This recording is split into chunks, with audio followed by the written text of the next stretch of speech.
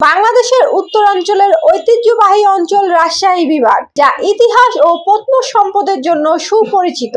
এই বিভাগের জয়পুরহাট জেলার খেতলাল উপজেলার হিন্দা গ্রামে অবস্থিত এক অনন্য ঐতিহাসিক নিদর্শন হিন্দা কসবা শাহী জামে মসজিদ। এই মসজিদটি দেখতে দেশের বিভিন্ন এলাকা থেকে মানুষজন ছুটে আসছে। প্রায় 4 শতাব্দী আগে নির্মিত এই মসজিদ আজও দাঁড়িয়ে আছে তার ঐতিহ্য ও গৌরব নিয়ে।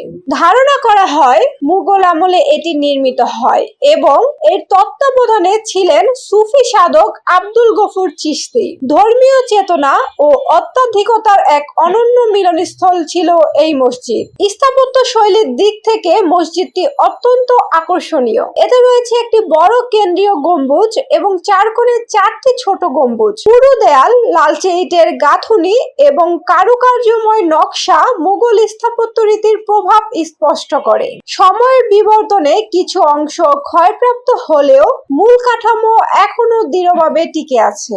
এই মসজিদ শুধু নামাজ আদায়ের স্থান নয়, এটি ইতিহাস, সংস্কৃতি ও ঐতিহ্যের জীবন্ত সাক্ষী।